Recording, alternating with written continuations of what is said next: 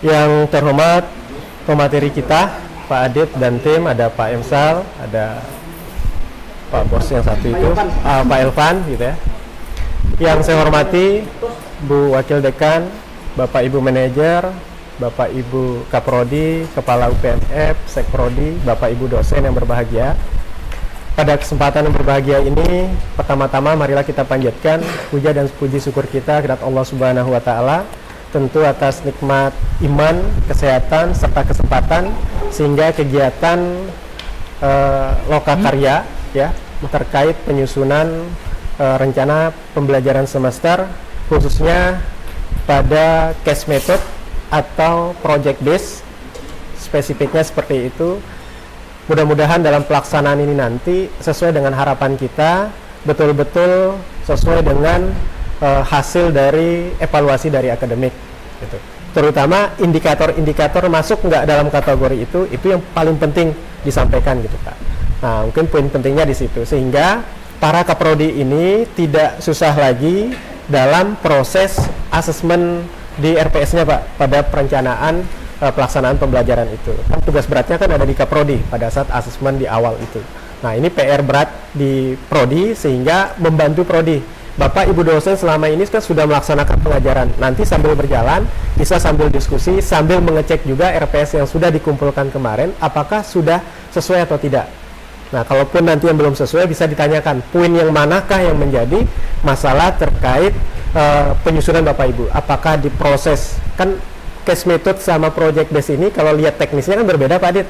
Nah oke lah RPS kita template-nya sama gitu. Tapi dalam pelaksanaan teknisnya mungkin nanti ada yang perlu disampaikan Pak secara detail gitu.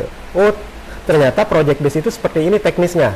Meskipun hampir sama terkait penyusunan RPS-nya gitu Pak Adit. Nah mungkin itu harapan kami Pak Adit di fakultas sehingga tidak ada masalah lagi bagi dosen itu. Pertama, pengumpulan RPS bisa tepat waktu, RPS sudah sesuai dengan panduan, sesuai dengan harapan dari akademik dan tidak ada masalah lagi sehingga di proses akreditasi, proses yang internal AMI audit mutu itu tidak jadi ada permasalahan di sana.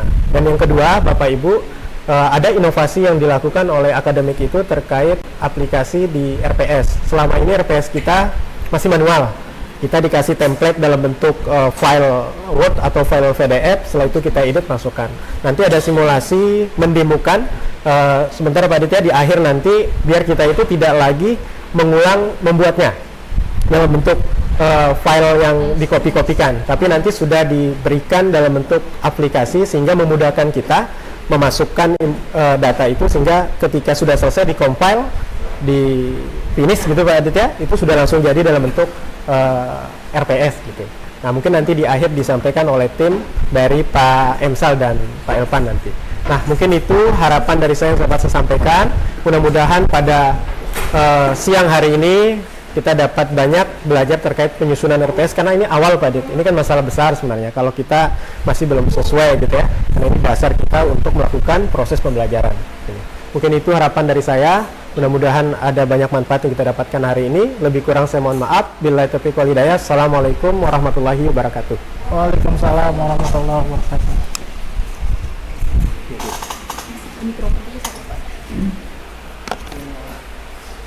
Baik, terima kasih banyak Pak Dekan atas sambutannya. Untuk kegiatan selanjutnya kita simak dengar bersama-sama gitu pemaparan yang akan disampaikan oleh Direktur Akademik tentang penyusunan RPS maupun pembagian RPS dengan model case method atau PBL. Kepada narasumber kita mohon kesediaannya untuk menyampaikan materi. Bapak Nova Aditya Ananda MM, silakan. Baik, terima kasih banyak Bu Wadek. Izin Pak Dekan? Ya, Bapak. Saya hormati Bu Wadek. Bagaimana ini? Taruh di ini? Hah? Taruh di sini? Buat mana? Ada masuk juga. Baik, terima kasih banyak Bapak Ibu semuanya yang saya hormati Pak Dekan, Bu Wadek, Bapak Ibu Kaprodi, Bapak Ibu dosen. Singkatnya Bapak Ibu hadirin sekalian, terima kasih banyak Pak Dekan sudah diundang ke sini. Sebenarnya saya malu di sini, di depan sini, karena memang lebih banyak yang jago di sini. Ada Pak Indra, ada Pak Dekan juga, Pak Yudi. Jadi saya agak nggak berani, cuman karena diminta, karena jabatannya direktur, jadi mau nggak mau saya harus bicara gitu. Padahal lebih banyak yang punya kompetensi lebih sebenarnya untuk menyampaikan. Tapi baik, karena memang ini konsekuensi dari jabatan gitu, mau nggak mau saya harus menyampaikan, walaupun izin kepada senior-senior semua gitu. Baik, tadi disampaikan sama Pak Dekan sosialisasi penyusunan RPS yang berbasis case method dan PJDL, Project Based Learning. Dari data kami mendata di Siakat bahwa masih kecil sekali di FRS terutama, itu yang menggunakan bobot persentase 50% untuk PJDL dan case method. Nah, di situ kami dengan Pak Emsal nggak mungkin teknik nggak pakai studi kasus, nggak pakai project, minimal pakai studi kasus gitu kan untuk menyampaikan masalah anunya. Cuman dalam pelaporan mungkin karena default ya buka kelas gitu 10% gitu, semuanya 10%, akhirnya ketika ditambahkan ternyata bobot persentasenya nggak bisa sampai 50% gitu. Nah, ini yang mungkin menjadi konsen Pak Dekan, kemudian biar nantinya kita bisa mereport itu sebagai sebuah pembelajaran yang memang telah menerapkan itu gitu, case method dan project base-nya sendiri. Nah, akhirnya kita terima kasih dengan Pak Dekan diberikan kesempatan untuk mungkin ada kendala dalam penulisan di RPS-nya gitu. Nah, langsung kita masuk ke teorinya saja gitu. Oke, next saja itu Pak Emsal. Nah, baik-baik ya itu. Jadi sekilas Bapak Ibu, saya dulu jadi dosen pertama kali juga disuruh berhadapan dengan RPS. Ini ngapain sih terus-terus kita buat gitu? Terus-terus kita buat, terus-terus kita perbaiki dan lain-lain gitu. Ternyata setelah kami dapat pembelajaran dari banyak workshop karya yang dilakukan oleh program studi, terutama kemarin juga dari elektro gitu. Jadi kami dapat banyak hal dari itu. Salah satunya gitu, sederhananya gini Bu, saya orang manajemen, saya terbiasa bicara tentang perencanaan, pelaksanaan, evaluasi.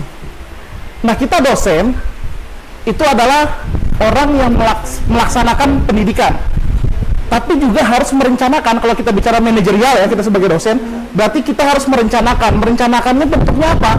Rencana pembelajaran semester. Itu bentuk kita sebagai dosen melakukan perencanaan terhadap perkuliahannya. Kemudian melaksanakan. Kita laksanakan di kelas, kemudian di akhir, dievaluasi, kita sebagai dosen memberikan nilai kepada mahasiswa kita. Nah, jadi proses manajemen jalan. Cuman kemudian kenapa harus dikumpul sama program studi, kemudian harus dilihat dan lain-lain gitu. Di level karyawan, kita anggap kita dosen tuh sebagai karyawan gitu. Atasan kita kan program studi, ketua program studi. Ketua program studi juga menjalankan fungsi manajerialnya. Dia juga harus melihat perencanaannya, bagaimana pelaksanaannya, dan bagaimana melakukan evaluasi gitu. Nah, program studi ketika melakukan perencanaan, dia mulai membagi dosen itu mata kuliah untuk di offering, kemudian menentukan koordinator mata kuliah itu tersebut gitu. Kemudian dalam pelaksanaannya, program studi perlu untuk memonitoring apakah RPS yang telah dikumpulkan oleh dosen itu sudah sesuai nggak pelaksanaannya ketika kelas itu berjalan. Dan di akhir dia bisa melakukan evaluasi terhadap itu, apa saja yang kurang, apa saja kemudian yang perlu ditambahkan. Nah, sehingga ini sebenarnya murni bentuk manajerial yang dilakukan gitu. Nah, selama ini RPS itu kami lihat sebagai ketidaksesuaian. Ketidaksesuaiannya adalah keseringan jumlah RPS yang terkumpul berbeda dengan jumlah mata kuliah yang dibuka. Kemudian yang paling sering adalah template. Ada yang masih menggunakan template dulu, ada yang sudah menggunakan template baru. Gitu. Ada juga menggunakan logo seperti lain. Gitu ya. Kesini kelihatan kok ya. Oh ya. Jadi itu Bapak Ibu. Nah, kita perlu untuk sampaikan di sini. Itu tadi pentingnya RPS. Jadi kita di level program studi dan nanti juga di level fakultas sampai dengan level universitas itu bisa melihat sebenarnya apa yang sudah dilakukan oleh dosen. Nah, kalau bagi dosen di situ ada menjamin ketercapaian hasil belajar SKL dan CPL. Nah, jadi program studi itu berkepentingan untuk menilai apakah kemudian CPL yang dititipkan di mata kuliah itu sudah bisa tercapai apa enggak. CPL itu kan di program studi itu di RPS-nya ada itu, sehingga nanti program studi bisa lihat, oke, mata kuliah ini sesuai enggak dengan CPL-nya. Nah, yang paling sering kami temukan lagi adalah CPL mata kuliah itu berbeda dengan CPL yang dibebankan oleh program studi. Jadi dosennya nulis CPL itu berbeda dengan CPL yang ada di program studi. Karena di dokumen program studi itu kan ada ditaruh itu mata kuliah ini relate-nya dengan CPL ini, CPL ini, CPL ini gitu. Tapi ketika dilihat di mata kuliah ternyata berbeda. Jadi CPL-nya beda, dan yang paling ketahuannya itu kenapa? Karena ada dua dosen misalkan. Dosen ini punya CPL yang seperti ini, dosen yang sana yang B-nya punya CPL yang berbeda dengan mata kuliah yang sama. Padahal kan sebenarnya mata kuliah itu diturunkan dari program studinya gitu. Itu nah, jadi sehingga prodi akan susah menjamin, pertama dosennya, yang kedua program studinya akan susah menjamin ketercapaian CPL-nya kalau nggak ada RPS, karena di RPS itu ada CPL. Kemudian mahasiswa juga harus tahu, mahasiswa itu juga penting untuk tahu apa yang harus mereka pelajari gitu. Jadi jangan sampai kita sebagai dosen buat ketemu akal, tiba-tiba lebih enak kasih tugas saja nih, berikan tugas gitu. Terus nanti pas waktu Pak Emsal misalkan, tiba-tiba lagi mau panen tomat kan,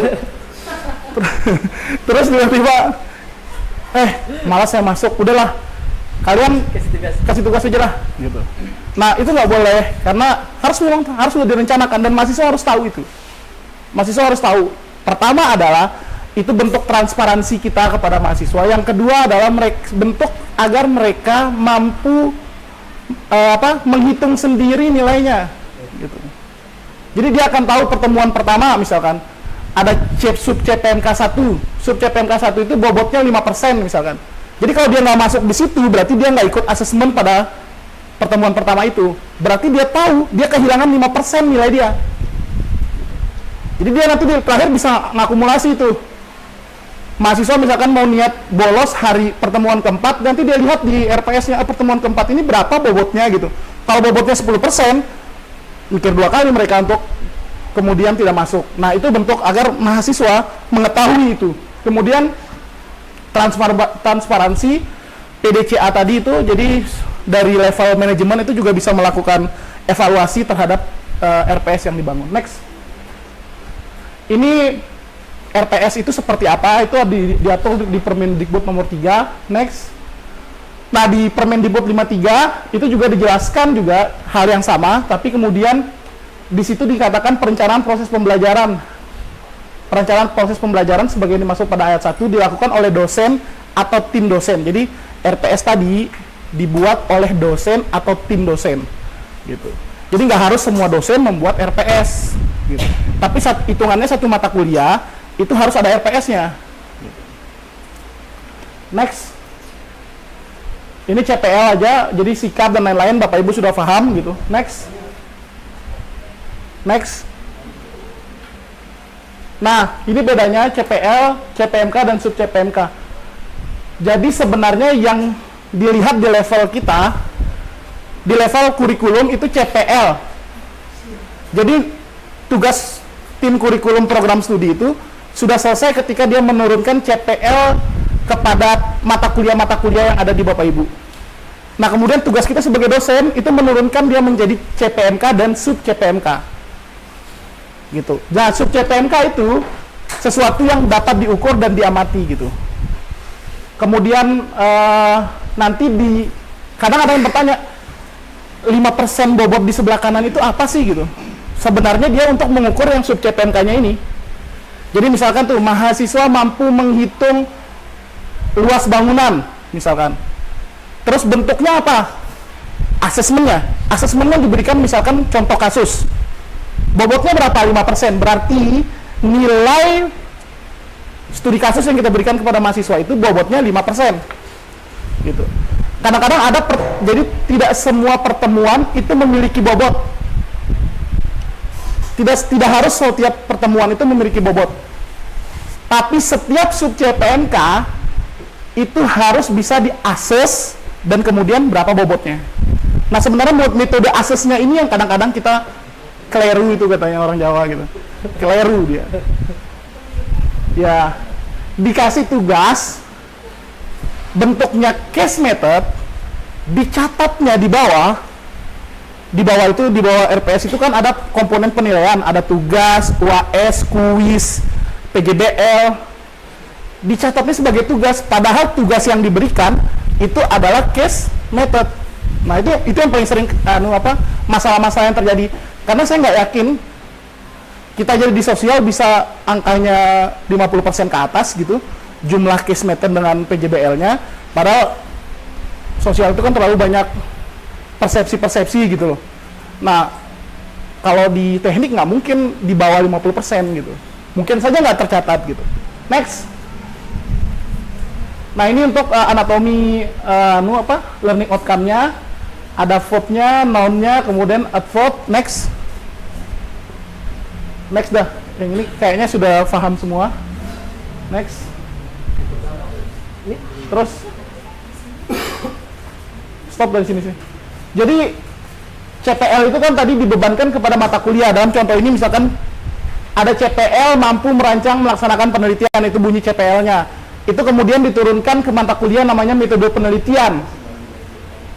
Nah, nanti kita buat CPMK-nya dari metode penelitian itu, mampu merancang dan melaksanakan penelitian dengan metodologi yang benar. Nanti diukur menggunakan sub CPMK. Nah, jadi satu CPMK bisa lebih dari satu CPMK bisa lebih dari satu sub CPMK. Jadi nggak ngikat. Jadi kalau satu CPMK nggak harus satu sub CPMK gitu, bisa lebih gitu. Next. Nah, ini yang tadi Pak Dekan bilang, jadi karena pendidikan kita itu berorientasi kepada mahasiswa gitu. Jadi bukan teacher center learning tapi student center learning gitu. Jadi yang menjadi pusat pembelajaran itu adalah mahasiswa. Agak sulit kiranya mungkin kita mengklaim ketika bobot komponen penilaian kita PJBL dan case method itu di bawah 50% sebagai student center learning. Kenapa? Karena memang ternyata mungkin kitanya yang sebagai dosen itu berperan sebagai teacher tadi gitu. Jadi bobot penilaiannya itu dari si dosen gitu, bukan dari si mahasiswa gitu. Nah, SCL itu secara sederhana atau secara lebih ringkas dapat dibuktikan oleh komponen penilaian sebenarnya gitu. Komponen penilaiannya kalau sudah di atas 50% berarti itu kan dominan mahasiswa yang bergerak untuk kemudian. Jadi dosen hanya sebagai mentor. Dosen mementoring aja dia, bukan men-teachering gitu. Itu konsepnya. Kemudian next. Bos. Pemesan next. next. Next deh, langsung saya kasih lihat contohnya. Jadi ini cuman contoh-contoh Bapak Ibu. Jadi kalau ada sikap itu dia cara turunkan seperti ini gitu. Ada C1 sampai C6, ada mengingat sampai dengan mencipta gitu. Nah, untuk kita itu di HOTS itu high order thinking skill itu harus mencipta gitu. Jadi mahasiswa di akhir perkuliahan dia harus memiliki pengetahuan di mana dia mampu misalkan menciptakan alat atau memproduksi atau menganalisis gitu. Itu kemampuan yang secara pengetahuan diharapkan dimiliki oleh mahasiswa pada mata kuliah kita. Dan sebenarnya sudah dikunci sama CPL-nya gitu biasanya. CPL-nya sudah minta ke C6 sebenarnya. Hanya saja kadang-kadang menggunakan kata. Jadi ada kata baku dalam menggunakan menuliskan CPMK. Kata bakunya ini. Jadi kalau menganalisis, oh berarti mahasiswa mampu menganalisis, oh berarti masih C6 itu gitu. Padahal sebenarnya CPL-nya minta sampai C6. Tapi kita ternyata kesalahan kita menuliskan CPMK kita sampai C4 saja. Padahal kalau C4 itu rendah sekali gitu. Yang diminta kan sampai C6-nya gitu.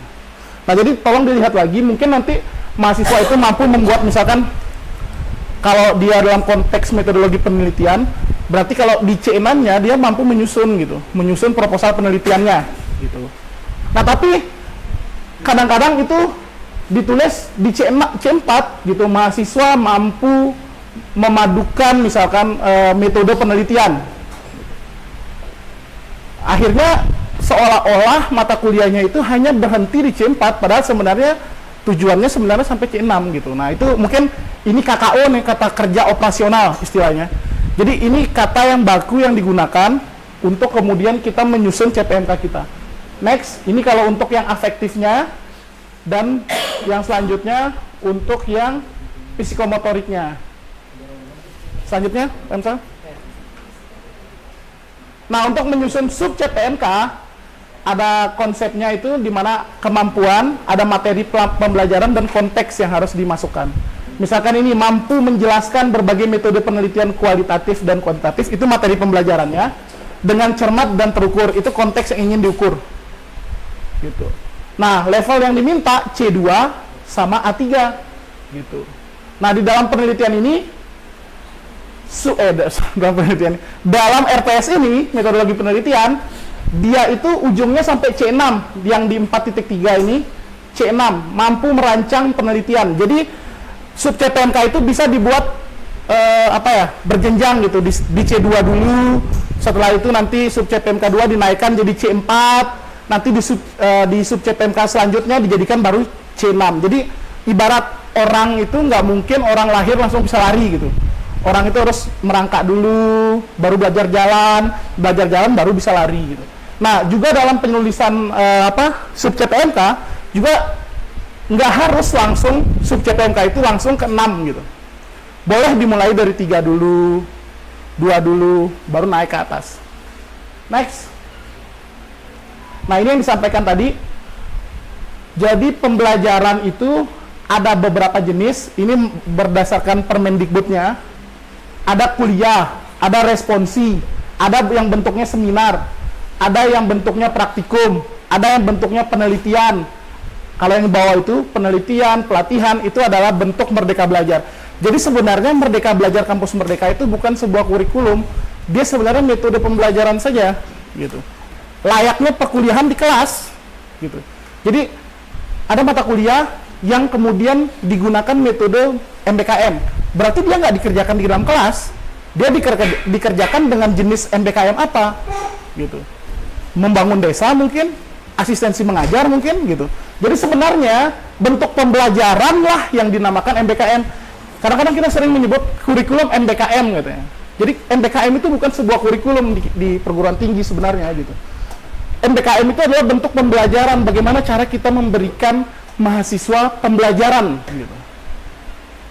Ada yang kalau selama ini kita kita belajar itu dikasih sama dosennya bentuk pembelajarannya kuliah, responsi misalkan, atau praktikum gitu. Nah, sekarang dengan adanya MBKM, jadi kuliahnya pembelajarannya nggak di dalam kelas, pembelajarannya bisa di luar kelas dengan 8-9 skema pembelajaran MBKM itu gitu. Jadi MBKM itu bukan sebuah kurikulum, dia sebuah bentuk pembelajaran saja gitu. Kemudian metode pembelajaran itu ada dengan diskusi kelompok. Jadi dalam melakukan metode pembelajaran itu bisa dengan diskusi kelompok, simulasi, studi kasus, atau yang tadi disampaikan sama Pak Dekan itu. Kemudian pembelajaran kolaboratif, pembelajaran kooperatif, pembelajaran berbasis proyek, pembelajaran berbasis masalah. Oke, next. Nah, ini bentuk metode-metode pembelajaran. Nah, yang kita mau masukkan ke IKU itu sebenarnya yang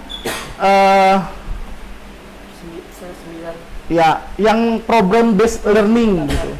Jadi dia itu nanti sama project based learning, PJBL, project based learning. Jadi kita belajar dari itu, kemudian nanti dari tugasnya, dari contoh kasusnya. Next. Di sini ada 3 hal ini yang sering juga perlu kami ingatkan. Jadi di dalam itu ada bentuk, ada metode, ada penugasan. Gitu. Tadi kan ada bentuk pembelajaran. Bentuk pembelajaran yang kita tahu kuliah, seminar, ceramah, ya kan? Terus ada metode menyampaikannya. Yang sering nggak diisi adalah metodenya. Misalkan yang diisi kuliahnya aja. Padahal sebenarnya di RPS itu ada 3 yang disebutkan. Bentuk, metode, dan penugasan. Jadi harusnya sebenarnya tertuang di dalam RPS Bapak Ibu. Jadi misalkan bentuknya tadi itu ada kuliah, responsi, praktikum, pembelajaran di luar kampus. Metodenya bisa case based learning, bisa project based learning, itu dituliskan di situ. Atau dengan diskusi kelompok tadi gitu. Itu metode belajarnya. Terus tugasnya harus dijelaskan. Tugasnya apa? Nah, ini kalau dalam kasus ini studi kasus. Berarti saya merujuk kepada saya menggunakan case method sebagai assessment untuk sub CPMK itu. Karena saya kasih studi kasus mereka. Bobotnya berapa? Nanti kan ada bobotnya di di RPS-nya gitu. Nah, jadi 3 ini yang sebenarnya yang mengunci di IKU itu tuh. Kita mau lihat bentuknya apa, kuliah, metodenya apa? Cooperative learning, collaborative learning, project based learning, case method itu ditulis di sini. Dan itu bisa boleh banyak jenis. Bisa aja nanti metode pembelajarannya kita kasih studi kasus gitu. Sampaikan studi kasus, kemudian kita buat diskusi kelompok di dalam situ, boleh. Jadi bentuk pembelajaran itu boleh lebih dari 1. Next. Metode pembelajaran kasus itu pertama, dia perencanaan, dia tertuang di dalam RPS. Jadi dia dituliskan dengan jelas di dalam RPS. Kemudian dilaksanakan, dan kemudian di assessment dan dievaluasi. Nah, untuk yang case method itu masuk ke dalam IKU 7, di mana persentase mata kuliah S1 yang menggunakan metode pembelajaran pemecahkan kasus atau pembelajaran kelompok berbasis proyek dengan bobot evaluasi 50%. Jadi baru bisa dihitung sebagai IKU ketika dia mencapai 50%. Atau lebih daripada itu. Kalau di bawah itu berarti nggak bisa dicatat sebagai pembelajaran yang masuk ke dalam IKU 7 tadi. Next. Kalau sebenarnya bedanya antara case method dengan project based itu, case method itu dia dikunci oleh satu pertemuan saja gitu. Dia dapat diselesaikan dalam satu pertemuan gitu. Nggak perlu banyak waktu untuk menyelesaikannya. Tapi project based dia nggak bisa dalam satu waktu dia butuh waktu yang panjang untuk bisa diselesaikan. Dan dia biasanya identiknya itu makanya kadang-kadang dibilang project based, kadang dibilang team based project gitu. Karena memang dia diselesaikan secara bersama-sama gitu oleh mahasiswa. Nah, itu team based project kelas dibagi menjadi berapa kelompok. Kemudian kalau di sini kan lebih dominan case method itu lebih dominan mahasiswanya gitu. Mahasiswa itu secara individu gitu dilihat. Tapi nanti pas waktu masuk project based atau team based project, dia lebih dominan keutuhan kelompok gitu. Bagaimana dia bisa bekerja bersama-sama orang lain. Nah, kemudian dia dikasih masalah, langsung dia mencari solusi terhadap itu. Kemudian setiap kelompok mempresentasikan hasil karyanya di depan kelas gitu. Yang penting saya sampaikan, project based learning bukan berarti memberikan tugas kemudian meninggalkan mahasiswa. Karena saya sering, ya ada salah satu lah pejabat itu bilang sama saya itu gara-gara Pak Adit itu gara-gara diperkenalkan project base, akhirnya kelas itu kosong semuanya katanya. Dosen nggak masuk, ya mata kuliah project base ngapain masuk ke kelas gitu. Loh, justru itu yang salah Bapak Ibu gitu. Project base itu memang tetap harus dilakukan. Pertemuan tatap mukanya gitu.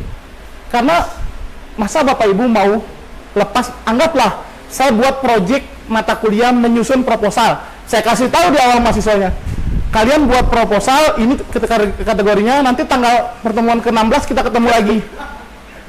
Terus mahasiswanya salah di ujung, Terus kita bilang mahasiswa ini kok salah banget gitu. Kita ngeluh gitu, mahasiswanya salah. Padahal kita yang tidak melaksanakan pembelajaran gitu. Kita yang salah menafsirkan bahwa project base itu tinggalkan mahasiswa, kerjakan, selesai gitu. Peran dosen itu mentor. Jadi dia membimbing mahasiswanya untuk sampai pada itu, tahap itu. Nanti ada di belakang saya sampaikan. Jadi peran dosen itu seperti itu. Next. Nah ini bawa aja. Nah itu motivator, fasilitator. Next. Ini Bapak Ibu yang harus kita sama-sama pahami. Pertama ya, kenapa kita nggak bisa tinggal mahasiswa ketika kita masuk pertemuan pertama baru balik pertemuan ke-16? Karena pertemuan itu satu semester itu 16 kali tatap muka. Itu sudah ngikat. Kita seharusnya tetap harus masuk setiap minggunya. Entah itu masuk menggunakan kelas offline atau kemudian ada sarana lain. Tapi pertanyaannya gini, saya sering menggelitik gitu. Ingat tadi saya jelaskan di awal, Bapak Ibu dosen itu melakukan perencanaan sistem manajerialnya sendiri. Kaprodi itu melakukan sistem manajerialnya sendiri untuk memonitoring Bapak Ibu.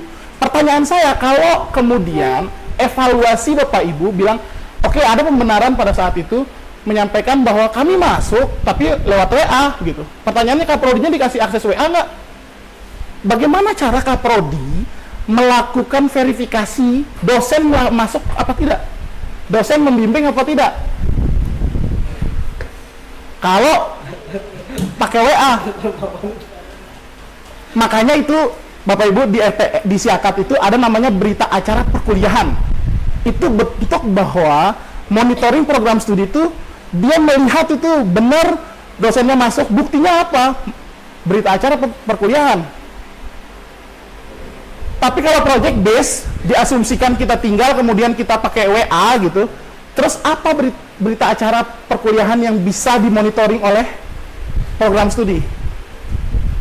Jadi sebenarnya ini biar program studi kerja, maka kita harus bagus juga kerja kita gitu.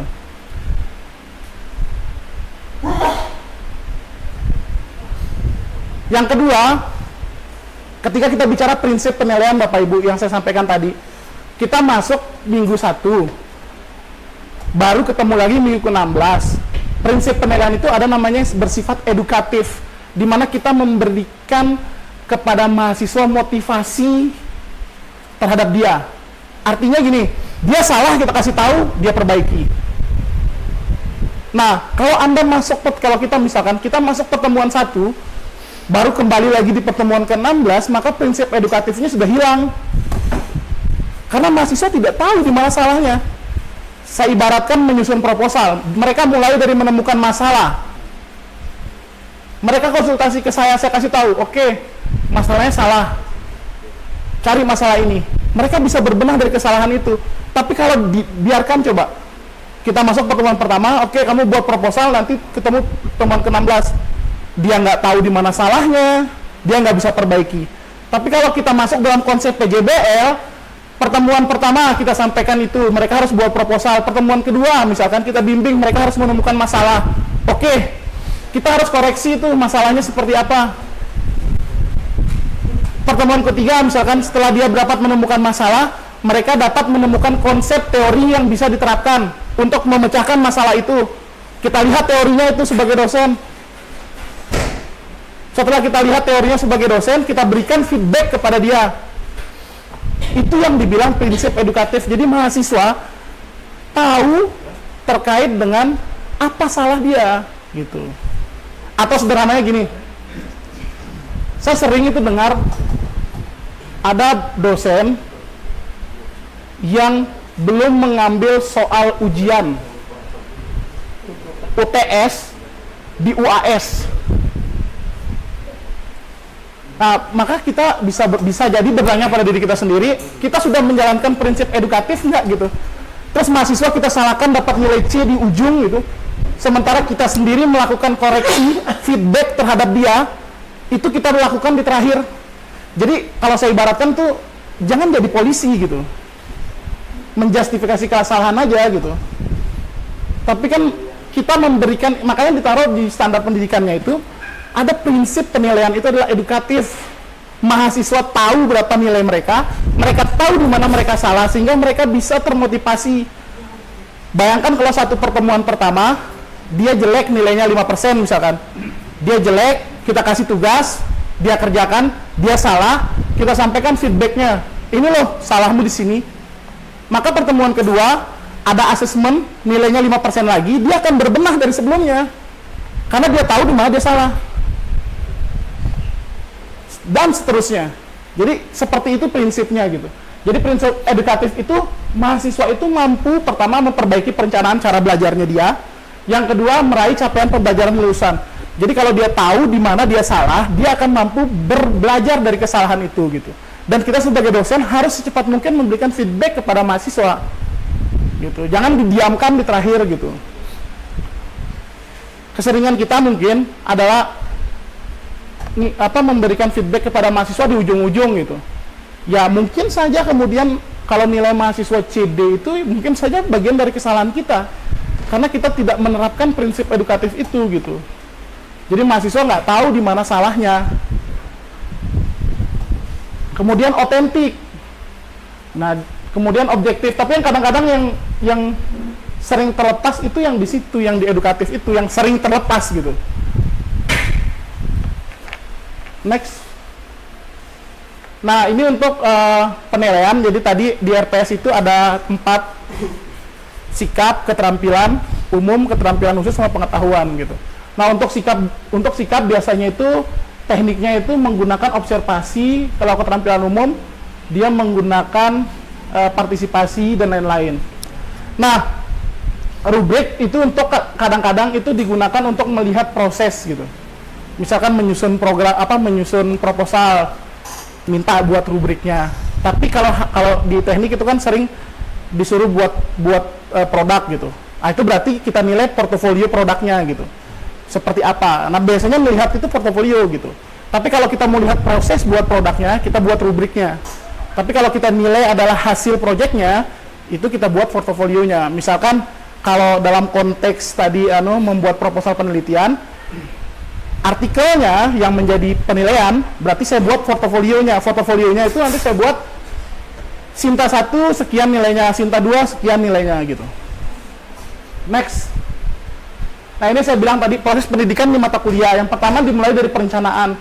Jadi dosen itu membuat RPS dan kontrak kuliahnya di awal gitu. Kemudian pada saat implementasi itu mahasiswa mengikuti perkuliahannya. Kemudian mahasiswa mengerjakan tugasnya, dosen pengampu memberikan arahan dan bimbingan kuliah. Gitu. Nah, itu pada saat pelaksanaan. Nah, pada saat implementasi atau evaluasi, dosen memberikan tugas, memeriksa tugasnya, kemudian UTS dan UAS, dan memberikan nilai. Itu evaluasinya. Nah, jadi kalau kita sederhananya kita melakukan 3 tahap itu gitu. Next. Nah, terima kasih. Nah, untuk yang bobot,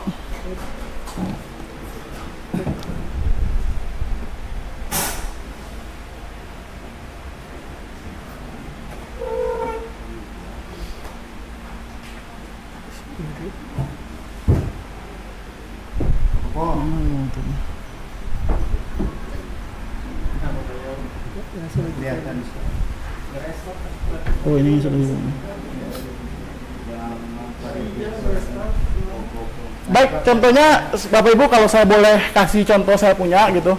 Ini bukan berarti benar gitu, tapi saya coba untuk menyusun untuk bagaimana case method, bahwa kan di setiap ini ada capaian pembelajaran, CPL-nya apa, sub CPMK-nya apa. Kemudian nah di sini ada sub CPMK yang pertama, namanya sub CPMK-nya itu bahasanya mahasiswa mampu menjelaskan konsep dan peran manajemen. Kemudian indikator penilaiannya seperti apa, kemudian kriteria dan bentuknya. Nah, ini yang saya bilang di sebelahnya itu pertemuan pertama, bentuk pembelajaran, metode pembelajaran, dan penugasan mahasiswa. Nah, bentuk pembelajarannya itu kuliah dan diskusi, kemudian metode pembelajarannya itu collaborative learning dan case based learning, dan penugasannya penugasannya itu mahasiswa membuat rancangan fungsi manajemen di sebuah organisasi. Jadi dari kasus yang saya berikan, mereka suruh buat rancangan organisasi gitu. Ini saya buat bentuk kuliahnya, metodenya, dan tugasnya. Nah setelah itu bobot yang di sebelah kanan itu nilainya 5%. Nah 5% itu bukan bobot tugas, tapi bobot case methodnya.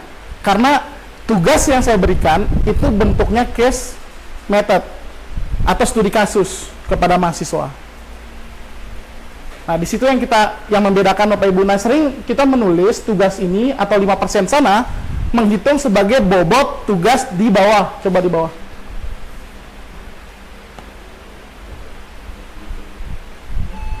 Atas. Di bawah penilaian ya bos. Nah bawah ya atas. Ini. Nah di dalam siakat sebenarnya sudah ada komponen ini Bapak Ibu. Kelas partisipatif itu sama dengan case method. Hasil project itu sama kayak project based learning. Terus ke kognitif itu ada presensi, tugas, UTS, kuis, praktikum dan UAS gitu. Nah keseringan kita menulis yang 5% tadi, tugas yang saya berikan dalam bentuk studi kasus saya tulis sebagai tugas, padahal sebenarnya dia masuk ke case method yang 40% tadi gitu. Nah itu kesalahannya gitu. Nah yang 40 tambah 25 itu yang masuk ke IQ 7. Nah yang di Fakultas Teknik itu kami kemarin sama Pak Emsal tidak melihat RPS, tapi langsung melihat ke komponen penilaian. Nah di komponen penilaian ternyata nilai yang di atas ini rendah gitu, karena bisa jadi ditulisnya di tugas atau di kuis yang case method tadi atau UTS gitu, padahal sebenarnya itu case method sebenarnya metodenya gitu. Nah itu seperti itu yang saya bisa bilang tadi. Jadi harus dicatat dia di case methodnya, 5%-nya langsung dicatat di case methodnya. Nah project base juga seperti itu, dicatat berapa langsung, project base-nya berapa, 25%, ya udah berarti langsung dicatat 25%. UTS saja juga sering kadang-kadang kita Bapak Ibu misalkan ada 5 soal, 3 soal yang dari studi kasusnya, 2 soal yang dari bukan studi kasus gitu. Nah kadang kita menyatatnya 5%, misalkan UTS itu misalkan 15% dari 5 soal, 15%-nya kita catat sebagai UTS. Padahal di dalam soal UTS itu ada studi kasus. Harusnya dipisah itu berapa persen yang studi kasusnya, berapa persen yang bukan studi kasusnya. Nah persentase yang bukan studi kasusnya itu yang masuk ke persentase UTS. Yang soal tentang studi kasusnya itu masuk mencatatnya di case methodnya, di studi kasusnya gitu. Kalau ada UTS ya gitu. Jadi kebanyakan misalkan kalau kami di ekonomi itu orang-orang akuntansi itu biasa pakai kasus dia. Semua soalnya kasus, tapi dikasih 15% UTS. Padahal sebenarnya 15% itu bukan UTS, tapi case method gitu. Cuman jangan dinolkan UTS-nya, persentase UTS-nya. Dikasih 5% aja gitu. Itu 5% kayak semacam nilai kumpul tugasnya gitu, datang ke kelasnya gitu, 5%. Nah, begitu juga dengan UAS. Ada saya temukan kasus di mana UAS-nya 0 karena dia UAS-nya dia project based. Jadi pada saat UAS mahasiswanya datang ngumpul aja, tapi akhirnya nilai UAS-nya 0 gitu. Nggak boleh nilai UAS 0 karena di dalam SNDikT-nya itu juga disampaikan perkuliahan itu harus ada UTS sama UAS. Walaupun dalam pelaksanaannya dia di take home kan. Nah berarti bagaimana bobot yang UAS ini, padahal itu project base, ya udah kasih 1% kayak gitu UAS-nya, karena 1% itu adalah nilai dia datang absen, datang ke ruangan ngumpulkan gitu. Jadi nggak boleh 0 banget gitu. Gitu ya Bapak Ibu. Jadi itu kasus yang sering kami dapatkan dan kami sharing ke Bapak Ibu. Jadi kami nggak yakin banget kemarin sama Pak Emsa kalau teknik itu nilai case method sama project base-nya itu di bawah 50% gitu. Nah kami berharap nanti mungkin mulai dari pembukaan kelas itu kan RPS itu dikumpul sebelum perkuliahan dimulai, seminggu sebelum perkuliahan dimulai gitu. Ya, 2 minggu setelah pertemuan. itu di standar di standar kita gitu. Iya. Kalau di standar kita memang kemarin itu maksimalnya dipakai 2 minggu setelah perkuliahan dimulai gitu. Cuman yang aslinya adalah sebenarnya RPS itu dikumpul seminggu sebelum perkuliahan dimulai. Jadi pas teman-teman admin itu mau buka kelas, dia sudah lihat RPS itu, oh ternyata mata kuliahnya Pak Emsal itu mata kuliah kimia, misalkan kimia dasar, UTS-nya sekian persen. Jadi nggak default diisi 10%, 10%, 10% gitu. Nah itu yang kemarin itu kami berikan surat ke fakultas gitu. Karena kami ngelihat di komponen penilaian masih pakai 10%. Sementara data ini yang kemudian kita tarik ke data predikti. Data dari predikti itu yang akan nge-record ke IKU gitu. Pas di IKU, loh kok kecil sekali ya jumlah mata kuliah yang menggunakan case method dan PJBL gitu. Nah, makanya kemudian kita perlu melakukan sosialisasi untuk kemudian menyampaikan kepada Bapak Ibu untuk membenarkan posisi menuliskan bobot persentase. Gitu. Sehingga yang tadinya kita hilang IKU itu, akhirnya kita dapat IKU itu gitu. Ya mungkin itu saja dari saya Bapak Ibu. Sedikit sharing dan ya saya punya RPS juga belum tentu benar gitu, karena saya juga bukan dari pendidikan gitu, tapi dari semua yang saya pelajari saya coba terapkan gitu, dan karena memang dimintanya untuk menyampaikan RPS gitu, kita kemudian mau nggak mau menyampaikan. Nah nanti materi kedua sebenarnya kesalahan yang menghitung itu semoga bisa diatasi oleh sistem informasi yang kemudian Pak Emsal akan sampaikan gitu, karena dia ngunci bobot bawahnya gitu. Nah di sini saya datang sama Pak Emsal sama Pak Yopan gitu. Pak Emsal Kasubdir Pengembangan dan Inovasi Akademik, Pak Yopan itu mahasiswa magang kita, magang IT. Jadi kami pingin buat di bawah Pak Emsal itu ada IT akademik gitu. Jadi kita juga punya tim yang kalau mau cepat-cepat IT-nya bisa kita minta bantuan. Nah kemudian kita minta bantuan Mas Yopan untuk magang di kita, walaupun seilasnya seadanya. Jadi makanya ada Mas Yopan di sini. Nah kemudian mereka menerjemahkan itu di dalam sistem informasi gitu. Apa ya namanya? Cirempes. Ya belum ada namanya Bapak Ibu gitu. Nah mengurangi kesalahan-kesalahan pencatatan itu nanti di sistem aplikasinya yang kita harus milih setiap pertemuannya apa bentuk asesmennya, apakah tugas, apakah case method, sehingga nanti pada saat yang dibawa komponen penilaian akhir tidak salah terhitung berapa jumlah persentase penilaiannya. Nah mungkin nanti untuk lebih jelasnya saya beri kesempatan ke Pak Emsal dulu sebentar, atau bagaimana terserah, mau buka pertanyaan dulu atau kita langsung lanjut ke sistem informasi. Silakan Bu Adek.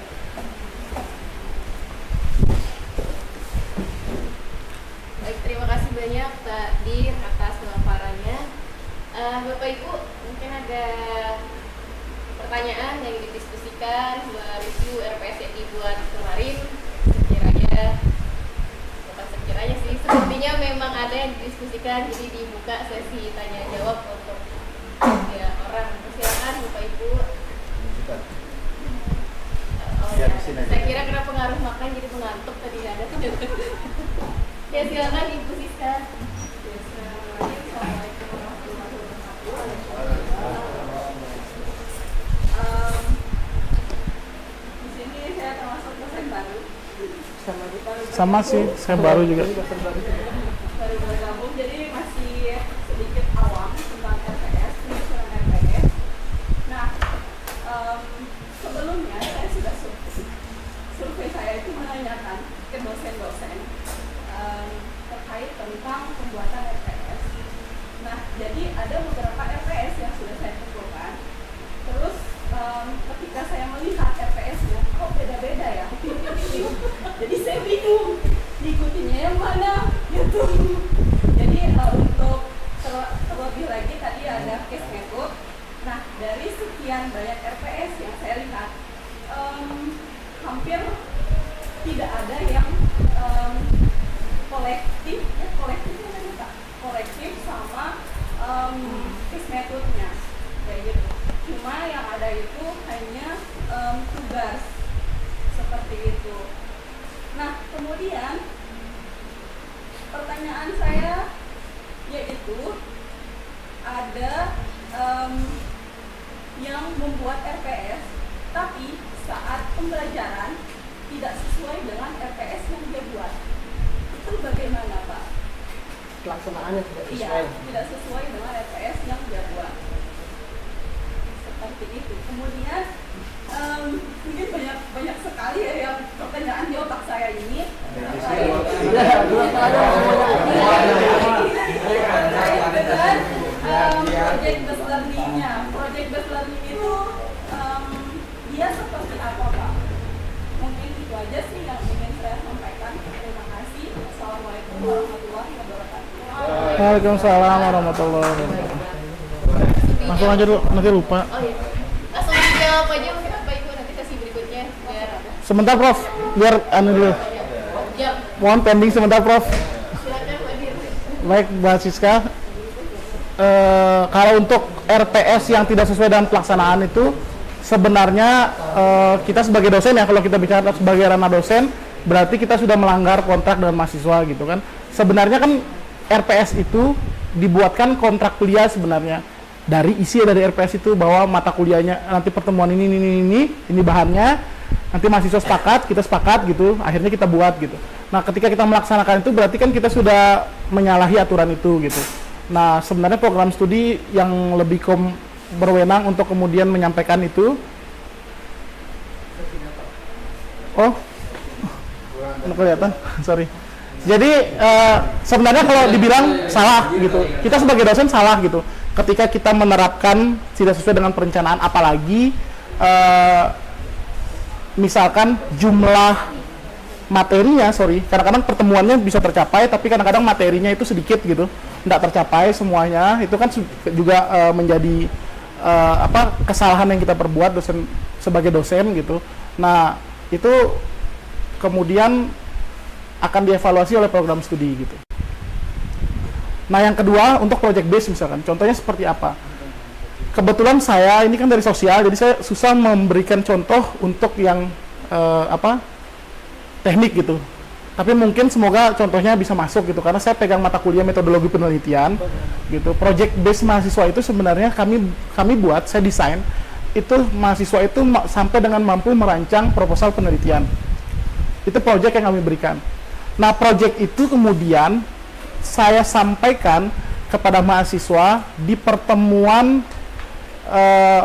keempat, karena proyek itu akan dipresentasikan di pertemuan ke-12. Jadi kurang lebih mahasiswa itu punya waktu sekitar berapa? 8 minggu ya? 11 minggu, 8 minggu. Kan dari pertemuan keempat sampai pertemuan ke-12 gitu. 7 minggu. Jadi 7 minggu mahasiswa itu mengerjakan proyeknya. Nah, tugas saya di antara dari minggu ke-4 sampai minggu ke-12 itu adalah masuk minggu ke-5, nanti mahasiswa itu sudah dibuat stepnya. Jadi di dalam project base dia wajib membuat rencana tugas mahasiswa. Ada formatnya, pernah lihat ya? Rencana tugas mahasiswa itu dibuat RTM-nya. Rencana tugas mahasiswa itu ditaruh itu indikatornya apa, atau bahasa sederhananya tahapannya. Jadi pertama mahasiswa itu mampu menemukan masalah penelitian. Maka pertemuan minggu ke-5 saya akan minta mahasiswanya menyampaikan apa permasalahan penelitian yang kalian mau angkat. Dari situ saya nilai, oh itu masalahnya terlalu kompleks, ini masalahnya seperti ini, perbaiki. Oke, mereka perbaiki. Minggu selanjutnya atau tahapan selanjutnya, mahasiswa itu mampu menemukan teori yang relevan untuk menjelaskan permasalahan itu. Maka saya kemudian menggunakan jadwal kelas saya untuk mengidentifikasi masalahnya, sudah di minggu sebelumnya, mengidentifikasi teori apa yang mereka gunakan, benar apa enggak gitu. Kalau salah, saya bilang ini teori nggak relevan gitu. Pakai teori yang ini. Gitu. Atau cari teori yang lain gitu. Nanti mereka akan memperbaiki itu sehingga pada sampai dengan tahap selanjutnya, tahap minggu ke depannya lagi, mahasiswa itu mampu menyusun metode penelitian yang digunakan misalkan. Terus kita lihat, oke, masalahnya ini, teorinya ini, metodenya dia pakai misalkan metode kualitatif, padahal sebenarnya harusnya kuantitatif gitu. Nah, kita berikan mereka masukan lagi. Sehingga pada saat ujung Mbak Siska, pada saat pertemuan ke-12, mereka itu sudah punya proposal, dan ketika mereka presentasi harusnya proposalnya itu sudah bagus gitu. Karena sudah dapat insight gitu. Sederhananya kalau saya analogikan itu kayak saya jadi pembimbing skripsi gitu. Pembimbing skripsi kan bukan membuat skripsi kan, tapi dia membenarkan si bimbingan benar apa enggak yang sudah dibuat gitu. Nah, dalam project base itu saya seperti itu gitu. Jadi saya bimbing mereka, kemudian saya sampaikan ini salah, cari yang lain, ini salah, cari yang lain. Nanti pada pertemuan terakhir baru kemudian kita lihat hasil perbaikan yang dia perbuat gitu. Sehingga di ujungnya itu akhirnya mahasiswa itu melakukan perbaikan gitu. Nah, seperti itu project base yang biasa saya lakukan gitu. Jadi membimbing mahasiswa itu menyampaikan dari awal, kemudian dalam proses dia menyusun project base-nya, kita hadir di tengah dia untuk memberikan insight kepada dia atau feedback kepada dia terkait dengan sesuatu yang dia sedang susun itu atau sedang dia kerjakan itu. Mungkin itu Mbak Siska. Bagaimana Mbak Siska?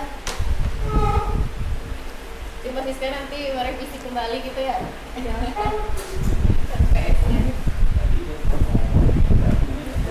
Baik, terima kasih banyak Pak Dir atas tanggapannya. Selanjutnya Bapak Ibu, tadi Prof mau mengajukan pertanyaan, silakan Prof. Oh ya, itu baik.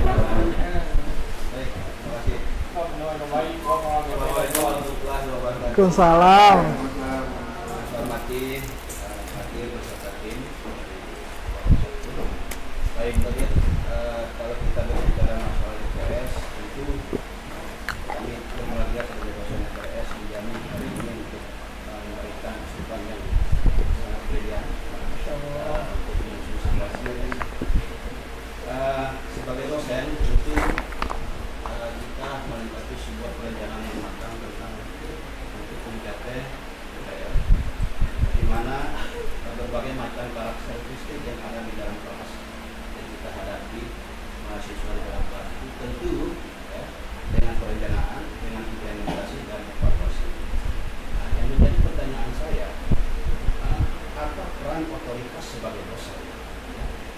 Ada nggak peran otoritas sebagai dosen untuk memberikan sebuah nilai kepada mahasiswa, sementara yang kita sampaikan berbagai macam teori, baik pendekatannya pada mahasiswa itu, bagaimana untuk penilaian kita, sementara semua metode-metode sudah kita sampaikan, baik dari metode drama dan bahkan metode seperti itu kita sampaikan, tetapi yang kita sampaikan itu tidak goalnya itu sampai mana, sementara mahasiswa tidak masuk goalnya itu. Bagaimana bentuk evaluasi itu? Mungkin ini masuk ke dalam perencanaan proses pembelajaran semester. Terima kasih banyak Prof. Fahri, luar biasa. Baik, terima kasih Prof. Fahri. Saya lanjut ya. Jadi sebenarnya evaluasinya dengan memberikan nilai Prof. Fahri, cuman memang akhirnya itu kadang-kadang memang saya dari dilemanya itu kita mau kasih naik gimana gitu, sementara capaiannya nggak masuk gitu kan, atau kita mau turunkan gimana gitu. Nah, tapi biarkan aja kita sebagai dosen itu memberikan nilai yang sesuai gitu. Itu pertama. Kemudian ini kalau bicara tentang konsep saya sebagai dosen ya Pak Fahri gitu. Jadi saya itu akan memberikan kemudian nilai yang sesuai. Ngapain harus angkat gitu. Cuman kemudian di program studi itu akan menganalisis nih, sebenarnya berapa persen sih orang di kelas itu yang memiliki nilai B ke atas? Oke, nilainya ternyata cuma 20%, berarti 80% itu nilainya B ke bawah. Nah, pertanyaannya adalah, apakah kemudian ketua program studi menerima 20%? Itu sama kayak CPL-nya tidak tercapai. Ya nggak? Berarti ada masalah di situ tuh. Pertama mungkin bisa jadi masalahnya di dosennya, yang kedua bisa jadi masalahnya di mahasiswanya, dan yang ketiga bisa jadi masalahnya di mata kuliahnya. Terlalu dalam pada satu mata kuliah. Contoh misalkan, masalah yang kita di ekonomi dulu itu ada statistika itu. Selalu berargumen dosennya, kalau yang bermasalah itu adalah materinya. Jadi tidak cukup hanya disampaikan satu mata kuliah, dia harus jadi 2 mata kuliah gitu. Coba analisis gitu. Akhirnya setelah dianalisis memang benar gitu, nilai mahasiswa terlalu jauh gapnya gitu. Jadi 80% itu jumlahnya C ke atas, yang 20% itu B ke atas gitu.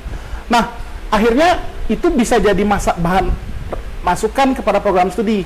Jika mata kuliahnya yang bermasalah, berarti kan harus dilakukan perbaikan. Entah itu kemudian memecah mata kuliahnya menjadi 2 atau bagaimana gitu. Itu kan wewenangnya di program studi. Ternyata kamu membebankan mata kuliah ini dengan CPL ini terlalu berat gitu. CPL-nya terlalu banyak misalkan, sehingga yang kamu bebankan CPL di dalam mata kuliah itu tidak tercapai gitu. Harusnya kamu bebankan di mata kuliah lagi gitu. Akhirnya mungkin itu menjadi pertimbangan di program studi. Nah, itu kalau di level program studi. Sehingga kita nanti bisa memberikan evaluasi gitu. Jadi di ranah dosen kita memberikan nilai, kemudian memberikan evaluasi kepada mahasiswa itu. Kemudian di ranah prodi melakukan evaluasi terhadap pelaksanaan dosen dari nilai itu. Dicari yang mana yang di mana tempat bermasalahnya di dosen dalam hal metode pembelajaran, misalkan metodenya kurang variatif, misalkan kurang apa gitu. Nanti kan bisa dicari jalan ketemunya itu gimana cara memperbaiki di semester berikutnya gitu.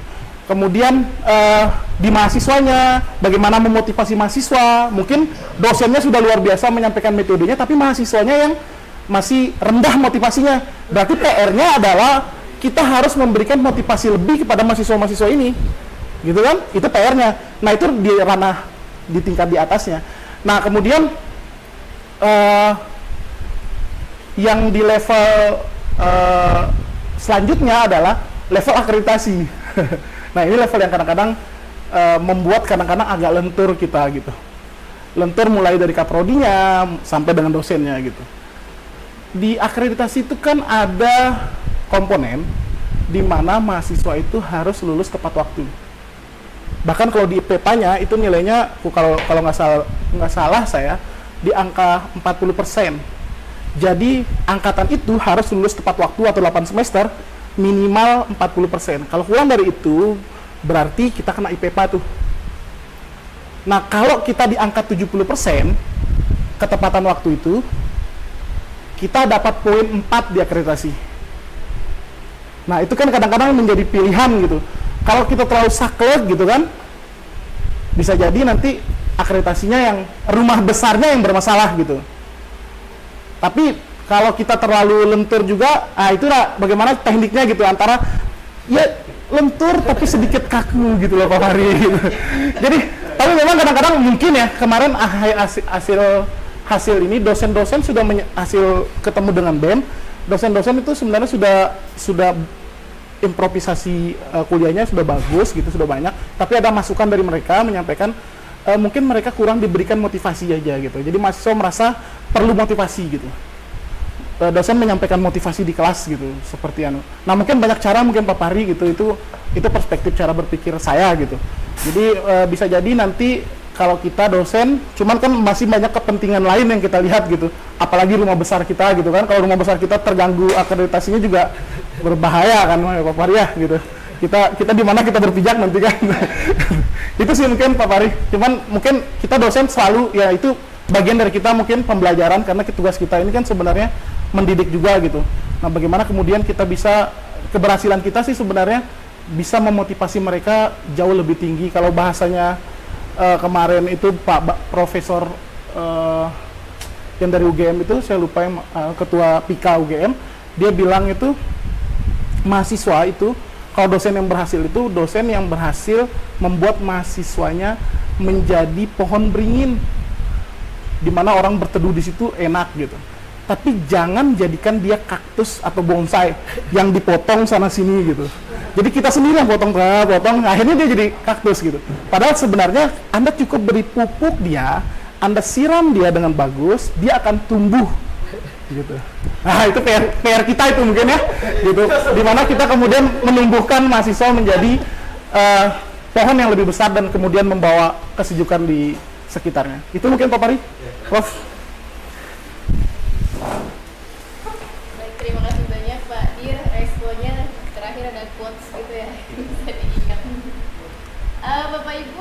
silakan yang mau berdiskusi lagi. Saya yakin banyak sih pemirsa tadi makan nasi padang, jadi agak ngantuk, kayaknya lupa lagi pertanyaannya. Tapi nanti bisa kita lihat pas evaluasi RPS ya. Kalau RPS-nya masih sama, berarti mungkin padat aktivitasnya sehingga belum bisa diperbarui. Tapi kalau RPS-nya berubah sesuai dengan format, berarti sudah menerapkan gitu ya ilmu yang diberikan oleh hadir kita pada siang hari ini. Bapak Ibu sekali lagi yang mau bertanya silakan. Atau nanti aja lanjut Pak, kita kasih lihat ini sistem informasi. Persilakan ke siapa nih, Pak Ensal atau Pak Yopan. Pak Yopar? Yang mana nih? Yang mana, Pak? Menambahkan aja. Ya, admin ini yang mana? Yang ini? Punya aku Ya, langsung aja login. Oke. Ya, gitu caranya. Jadi Pak Adit yang akan menjelaskan. Biar kita bisa narik rekamannya. Pak Adit Pak yang menjelaskan. Kita operator aja. Hari menjebak teman.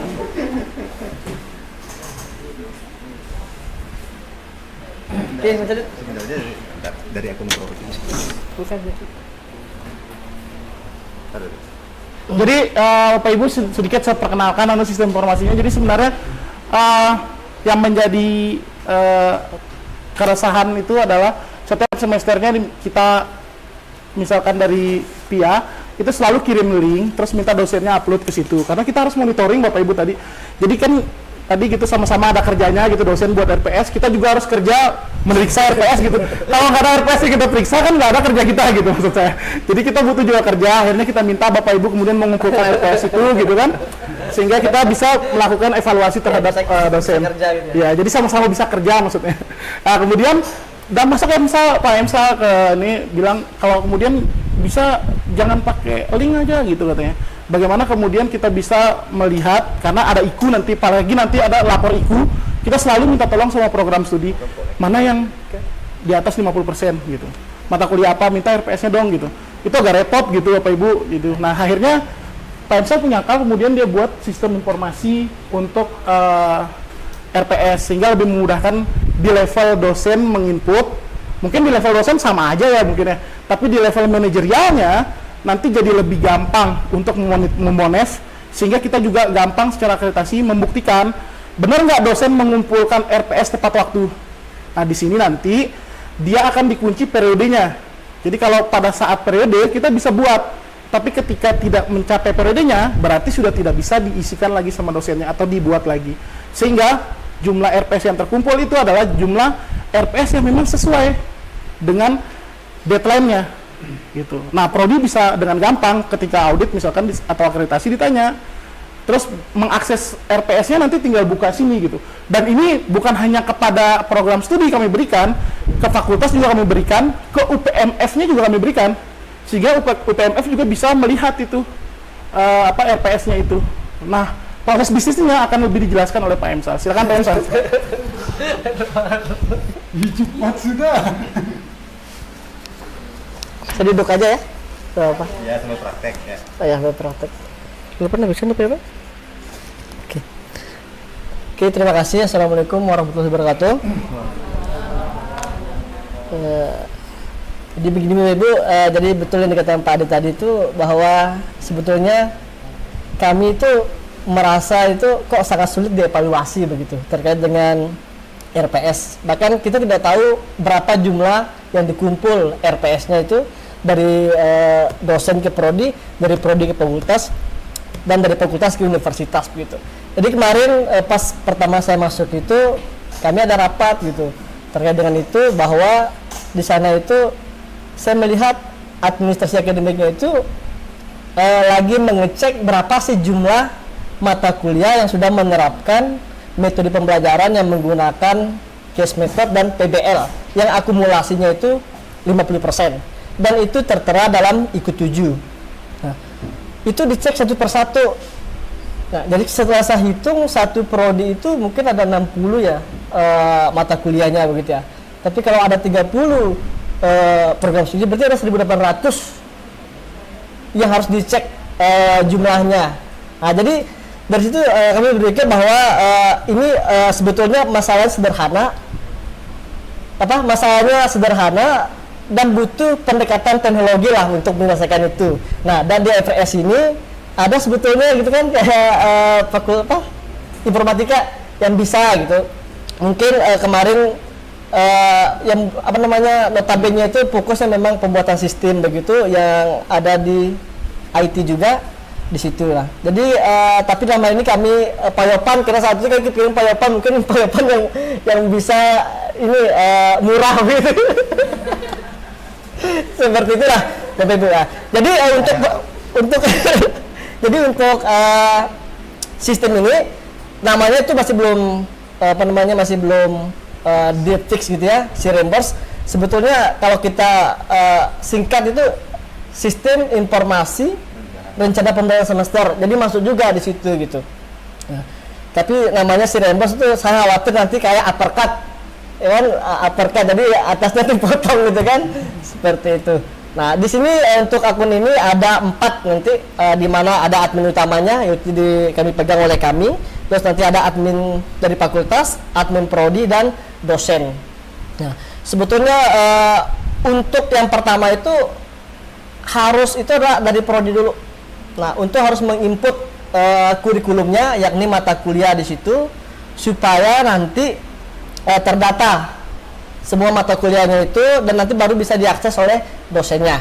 Nah, untuk akun, mungkin untuk pertama pembuatan akun ya. Nah, jadi pertama itu bisa dilakukan pembuatan akun prodi di sini, prodinya apa begitu. Setelah itu siapa yang bertanggung jawab, dan nanti akan masuk dan itu akan dimiliki oleh akun prodi itu sendiri. Nah, akun prodi itu nanti akan menginput semua mata kuliahnya itu. Nah, setelah itu mata kuliah sudah diinput itu akan ditugaskan kepada si dosennya itu untuk mengisi RPS-nya dalam sistem itu. Nah, mungkin Mas Adit kita mulai dari mana, dari prodinya atau dosennya gitu? Kayaknya prodinya nanti kita.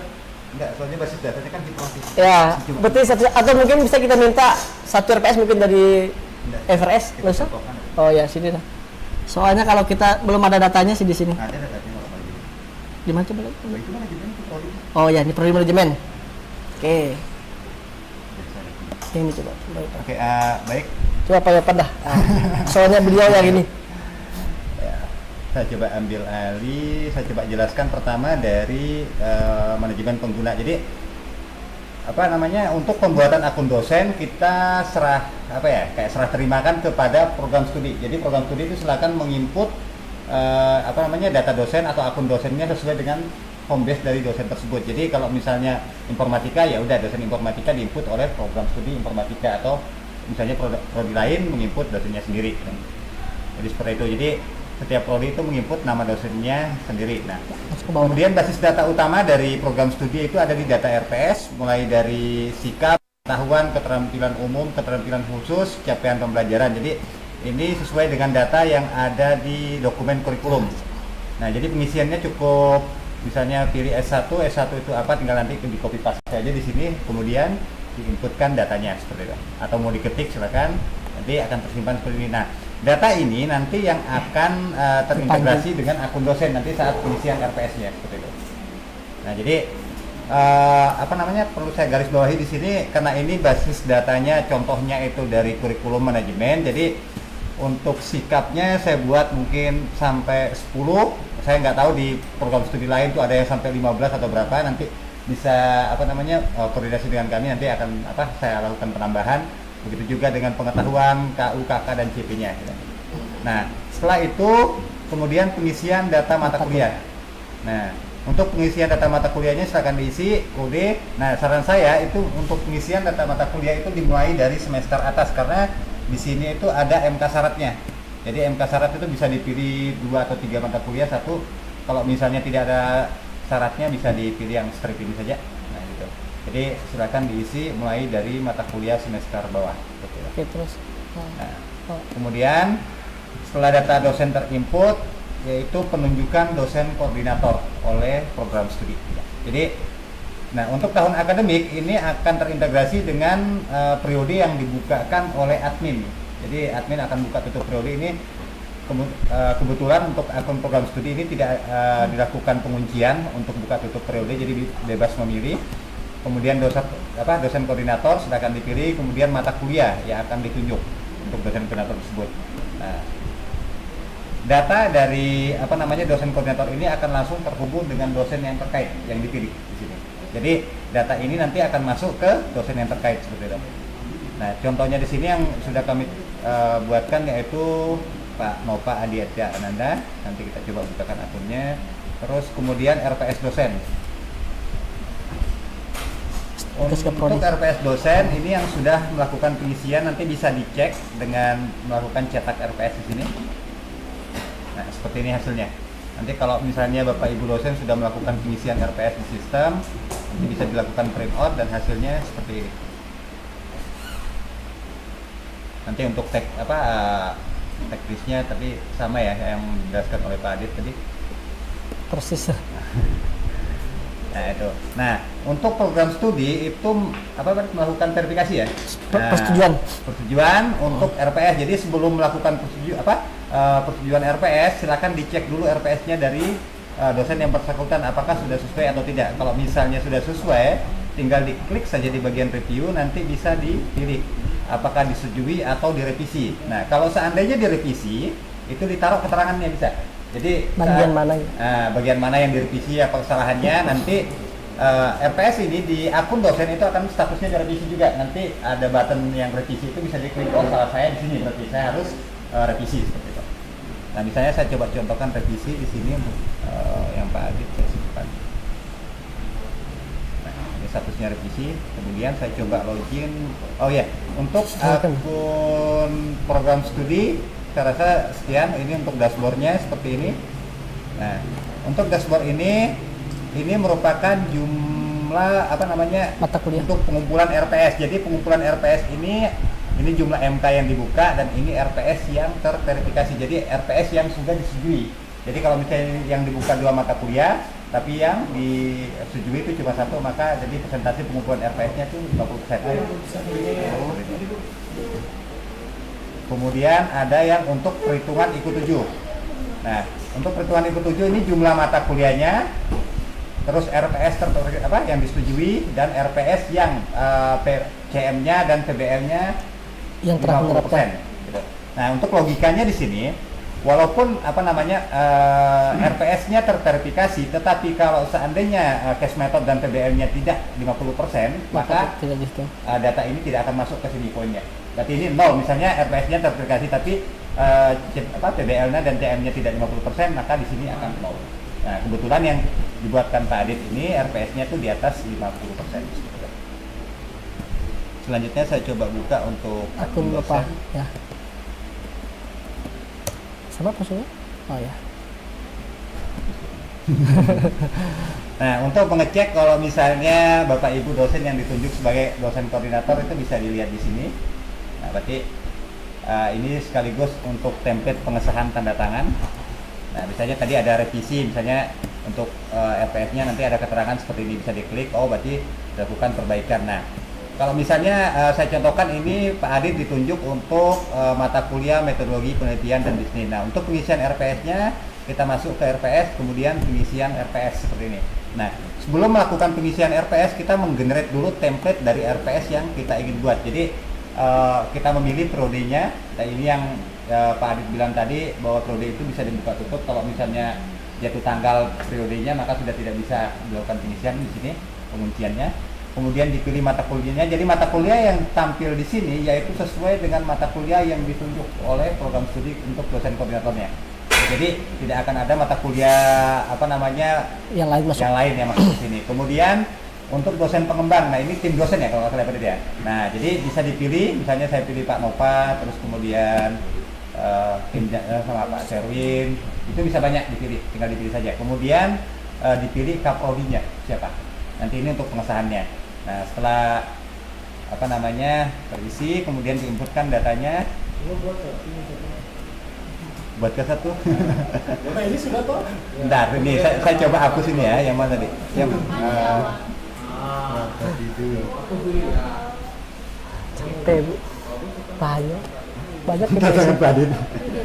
Oke, saya ini terus mata kuliah tadi ini ya. Oke. Terus dosen pengembangnya ini Pak Nova, Nova. kemudian siapa lagi? Sherwin. Sherwin. Enggak, saya bukan saya. Hah? Udah itu aja lah. Itu aja dah. Oke. Kaprodinya apa? Pak Pitro. Berat RPS. Pak Pitro. Oke, Ah, kemudian saya inputkan datanya seperti ini. nanti bukan ini Pak Pitro ya? Enggak, ini kan Pak Adit. Iya, ini Pak Adit ya. Nah, jadi ini Buka. dosen mata kuliah metodologi, kemudian saya melakukan pengisian RPS. Jadi di sini ada warna biru, kuning gitu ya, kuning untuk menandakan data. Nah, setiap pengisian yang sudah selesai ini nanti warnanya akan berubah jadi hijau. Jadi ada tanda bahwa ini sudah selesai diisi. Nah, misalnya kita mengisikan CPL. Nah, jadi tambahkan CPL, misalnya CPL 1 ininya dipilih. Jadi ini data ini sesuai dengan data yang diisi di prodi tadi terkait CPL-nya, baik sikap, perilaku. Nah, seperti itu. Yang kurikulum. itu bukan nama CPL-nya, kode CPL-nya. Kode CPL nanti untuk teksnya itu otomatis akan diinputkan gitu. Tidak perlu ditampilkan, cuma otomatis akan masuk ke dalam RPS-nya nanti. Biar nggak terlalu panjang lah tampilannya. Ya. Seperti itu. Nah, jadi kalau misalnya CPL 1, saya pilih S1, kemudian saya inputkan datanya seperti ini. Nah, kemudian kalau misalnya mau tambah lagi, tambahkan, saya pilih CPL 2. Misalnya di sini saya pilih P1. Saya pilih. Sepertinya. Nah, seperti itu. Nah, jadi kalau ini sudah terisi, Bapak Ibu bisa close. Kemudian ini kenapa belum berubah karena sudah dilakukan. Baik, nah, seperti ini. Kemudian kita melakukan pengisian CPMK. Misalnya tambah CPMK, silakan dipilih. Kemudian ini bisa diisi. Misalnya saya coba dengan tes saja. Kalau CPMK memang kan nggak bisa diisi dari program studi, jadi diisi sama dosennya. Karena dia diturunkan dari CPL kan. Iya. Jadi dosennya Ada sendiri semi yang- manual lah. Misalnya tes sertifikat saja. Nah, ini bisa langsung kolektif, jadi misalnya ditambahkan, terus diisi, terus ditambahkan lagi. Jadi misalnya sudah cukup, baru diinput secara kolektif. Gitu. Jadi bisa diinput langsung juga. Coba cek di daninya. Apa? Belum nanti. Oh ya. Kemudian saya coba input sub CPMK-nya Sama konsepnya sama. prosesnya sama. Bentar, Sub CPMK-nya juga dari situ dibuat sendiri sama dosennya kan. Karena bukan dari program studi. biar ada tabel Ya. kolerasi. Inti hapus tadi yang punya Pak Adit itu. Biar dari apa-apa. Mudah-mudahan bukan itu aku hapus. Sudah puisi tadi. Ulang lagi sih. Kamu sudah hapus loh. Sudah seminggu deh sih. Sudah disetujui gitu. Sudah. Nah, ini sekarang yang pengisian tabel Korelasi. CPMK Nah, yang korelasi. tadi ngomong apa tadi? Korelasi. Bahwa CPMK itu Ya. bisa banyak sub CPMK ya. Ya. Nah, jadi Ibu tinggal centang, Bapak Ibu tinggal centang saja. Ya, atau bisa begini ya. Ya betul ya?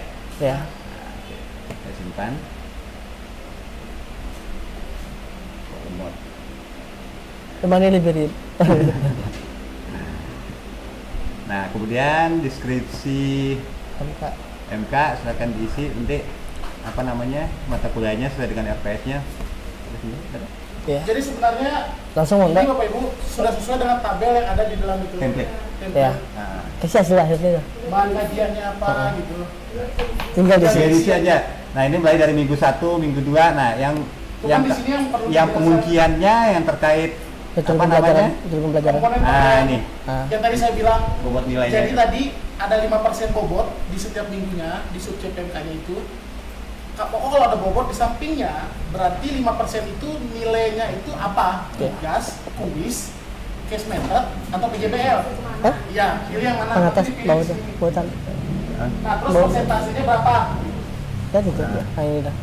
Misal 5%. Terus dia ternyata case method, nah dia akan ngunci ke komponen bawahnya nanti. yang bobot penilaian. Ya, bobot penilaian. Jadi bobot penilaian bawah itu tidak perlu diisi manual karena dia sudah kumulatif gitu. Nah, ini nanti yang membantu untuk agar tidak salah lagi untuk menghitung jumlah persentase case methodnya. Mungkin sambil diskusi. Kalau yang atas coba atas. Metode pembelajaran. Oh, juga? iya, Ya, iya. itu deh. Nah, ini bentuknya silakan pilih bentuk pembelajarannya apa. Kemudian metodenya kami sudah diisikan juga sama PMSA. Ini memang PMSA-nya aktif orangnya. Jadi dia sudah taruh metodenya, Nah, jadi kita Bapak lihat. Ibu bisa pilih lebih dari satu. Kemudian untuk tugas mahasiswanya harus diisi gitu, apa jenis tugasnya, kalau ada tugas gitu. Kemudian Oh iya, kalau ngisi luring daring kosong. kalau yang daring itu kan kita mengadopsi yang luring daring itu kemarin tuh. Nah kalau memang ada luringnya, berarti kosong daringnya biasanya kan gitu. Kita bisa betul. Oke, next. Nah, ini dia. Nah itu sudah selesai, itu aja sih kerjaannya kalau di dosen gitu. Tinggal Iya, ngisi iya. aja. Nanti Ini sudah outputnya, keislaman sih, enggak. Takut betul enggak ada aku. coba lihat. Nah, ini Ah, ada coba, penilaiannya kita lihat. Pak Adit. Kok error tadi? Apa ini?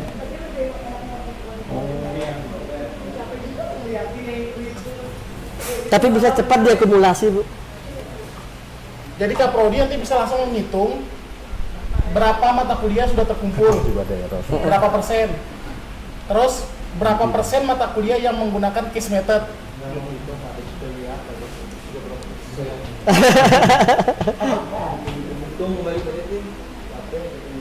Betul, betul. Nah, kan sudah terlihat. Yang penting ngisi aja nanti otomatis. Manajemennya tadi.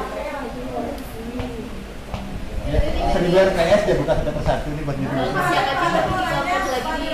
Ya, Ya, ini nggak terintegrasi ke Syakat. Nanti kan yang input mata kuliah admin Ya. fakultas kan bisa. Apa? Admin fakultas. Admin fakultas. Nah, jadi kan yang input Coba balik. enggak harus. Nggak harus. Wah.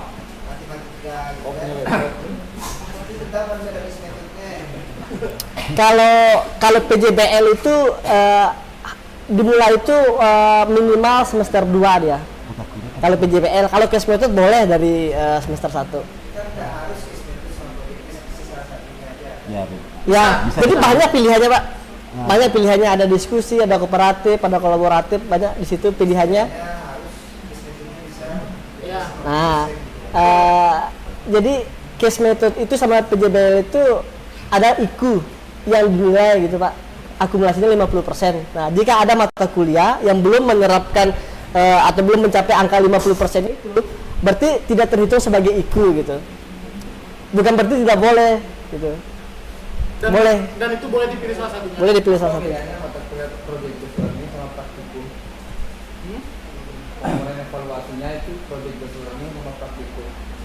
Komponen evaluasi ini merujuk kepada evaluasi itu tugasnya apa gitu. Apa kan bobot 5% itu didapatkan dari asesmen. Asesmennya itu ada bentuknya tes atau non tes. Nah, tesnya kalau dia tes, dia masuk ke dalam jenis tugas yang seperti apa? Apakah tugas biasa aja, atau itu praktikum, atau itu case method gitu. Ini hanya untuk mengunci nanti bawahnya Bisa dihitung. itu jangan sampai salah hitung. Nah kalau dia praktikum, ya udah kasih praktikum gitu nilainya. Tapi kalau misalnya praktikum itu termasuk dalam project, ya kasih project supaya bisa dihitung. Cuman memang yang harus kita sampaikan bahwa di sini kami berasumsi bahwa tidak semua dosen wajib membuat RPS, tapi setiap mata kuliah wajib memiliki RPS. Artinya yang mengisi di sini hanya dosen yang ditunjuk oleh program studi sebagai koordinatornya. Bukan diskusi tadi. Tapi kalau Pak Dit bilang tidak semua dosen membuat RPS, tapi tidak semua dosen karena jumlah dosen di kita tidak terlalu banyak. Pak Dit.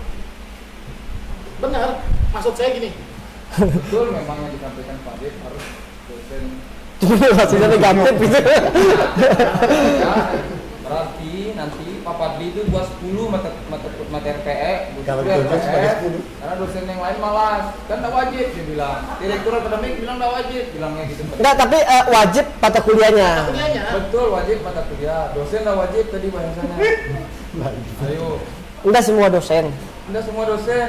Berarti kalau semuanya nggak mau buat RPS, biar aja ke prodi dibilang. oke gini. Tolong direvisi itu biar semuanya nggak. Ya, wajib Dosen yang mengajar. yang mengajar itu wajib berkontribusi dalam pembuatan RPS. Ah. Dikoordinator oleh dosen koordinator. Ya. Clear ya? Ditunjuk oleh Kaprodi. Artinya, mata kuliah ditentukan dosen koordinatornya. Dosen koordinator bekerja sama dengan dosen yang sama di mata kuliah itu untuk mengembangkan mata kuliah itu. RPS mata kuliah itu. Makanya ada dosen pengembang RPS, ada dosen koordinator, ada dosen pengembang RPS. Nah, dosen-dosen yang misalkan saya mata kuliah A, fisik kimia, dosennya saya sama Pak Emsal, koordinatornya itu Pak Emsal, dosen pengembangannya saya dengan Pak Emsal. Nah, jadi setiap dosen harus berkontribusi di dalam pembuatan RPS yang dikomandoi oleh koordinator RPS. Oke? Takut sekali Pak Prodinya. Tapi setelah ditunjuk oleh Kaprodi, jadi yang ngunci adalah mata kuliahnya. Jadi yang dikumpul itu adalah di prodinya itu nanti datanya itu berapa mata kuliah yang dia keluarkan pada semester itu itu akan terkolek sebagai mata kuliah yang dibuka, dan berapa yang disetujui sama program studi itu akan terkolek sebagai terverifikasi. Maka persentase RPS terkumpul itu dari jumlah mata kuliah Yang dibuka. yang terverifikasi dibagi dengan mata kuliah yang dibuka gitu. Kalau dia pernah buat tapi akhirnya direjek lagi, berarti tetap dia terhitung sebagai RPS yang tidak dikumpulkan Ya. gitu. Karena pembaginya itu selalu mata kuliah yang dibuka sama program studi pada semester yang bersangkutan. Harusnya ada padekan ini, nggak ada padekan. Oh ada. Muroka masyarakat. Oh ada buadak ya. Jadi gitu Bapak Ibu ya.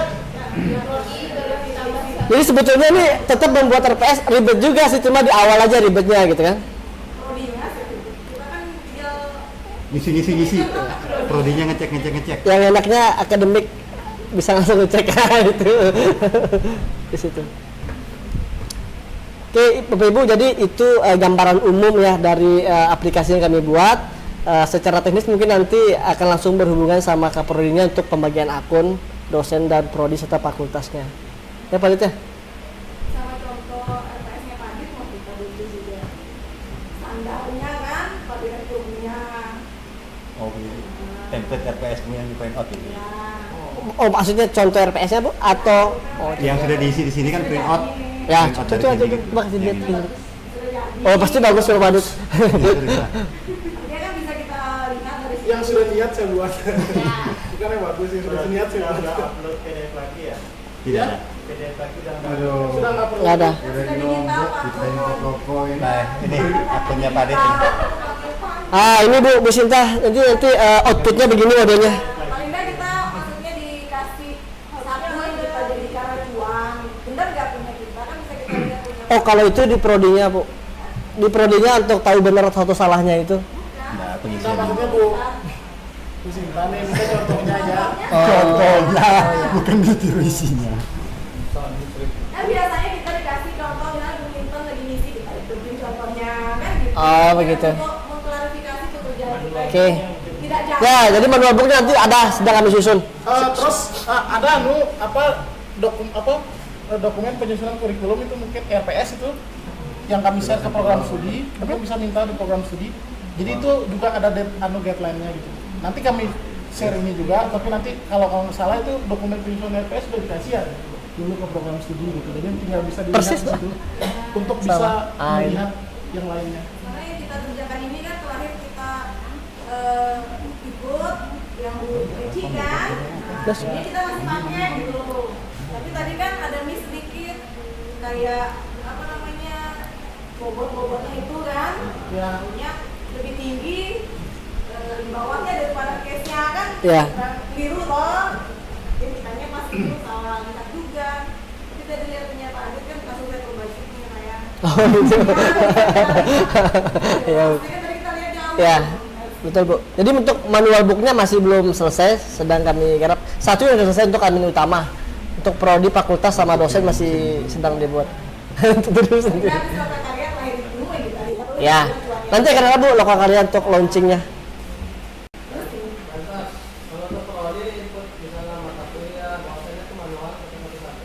Ya. Enggak ada manual. Masukkan juga sebenarnya. Bapak kan ada sekretarisnya, itu yang tulis. 60 aja. 60 aja mata kuliahnya, Pak. Ya, betul. Betul. Ya, itu masukan, Pak.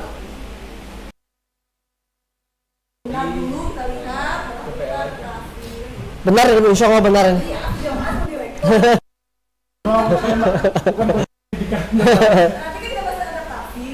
Ini Pak Indra punya yang bagus ini Bu. Tentu juga bagus. Kilo dia jadi korban gitu. Pak Indra yang makasih kami kelih sebetulnya.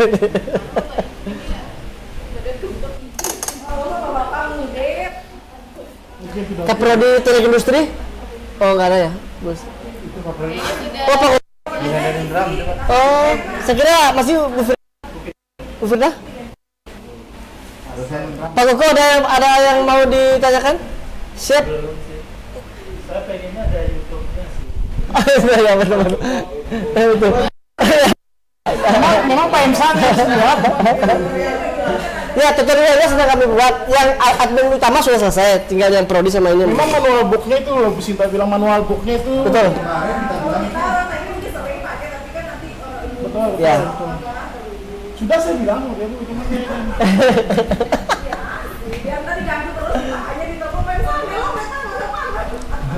Pak Yopan sebetulnya banyak diganggu nanti. Nanti memang panggilan WA. Mahasiswa magang banyak beban.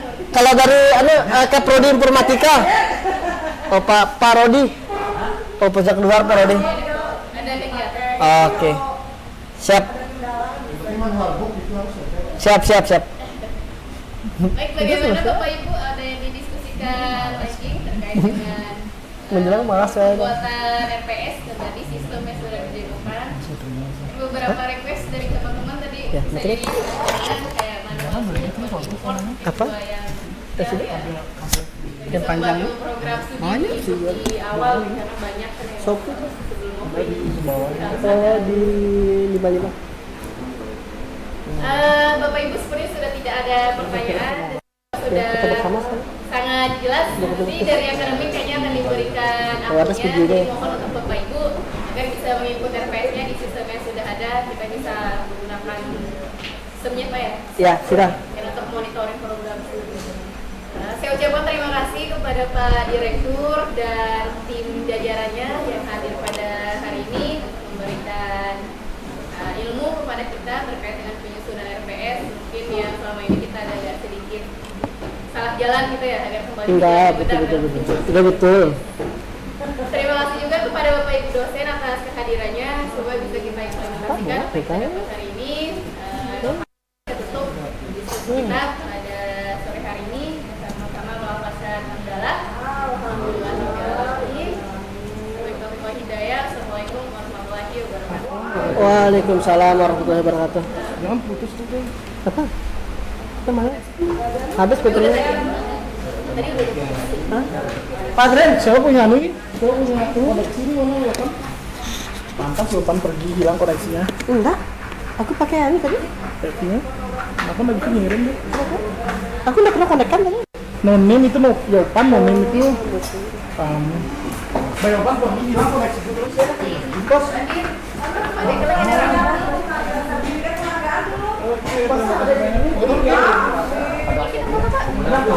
Mana Yopan tadi? Pergi Yopan. kita foto bersama. Tadi kayaknya banyak yang bisa Harganya masih segitu ya.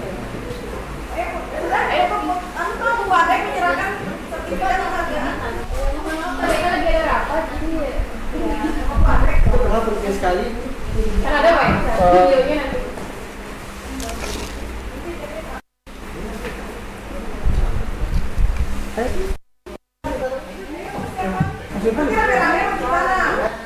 Jangan pergi dulu Sen. Kasih Langsung deh.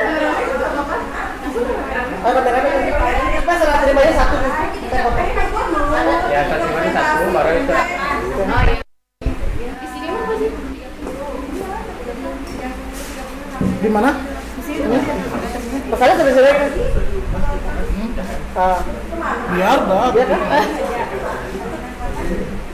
Oke, siap, terima kasih. 1, 2, 3. Oke, lagi sekali. 1, 2, 3. Oke. Foto bersama Bapak Ibu boleh dokumentasi kegiatan kita.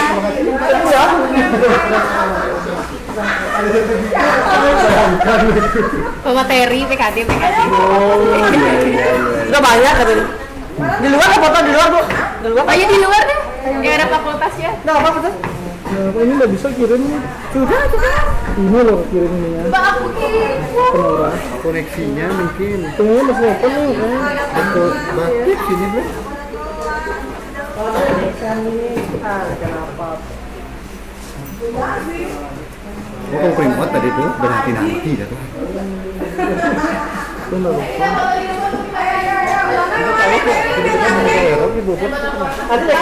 Sudah makan nasi kotak dihitung yang beda. Foto dulu. Ayo Pak Siska. Itu saya belum makan nasi. Tapi salahnya sama Rena sudah, Mbak. Salahnya sudah. Hah? Presensi. Tadi merasa ada tadi udah dikasih ini loh. Belum tanda tangan. Bukan. Mana?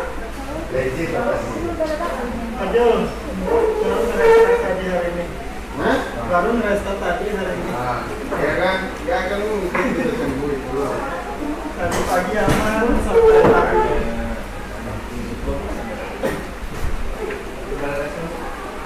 Pak Jo nggak bisa, saya Pak Jo. Pak Jo, ngerestart terus laptop saya. Ngerestart terus laptop saya nggak bisa nyala. Nah, kan udah kerjaan saya tuh. Yang mana?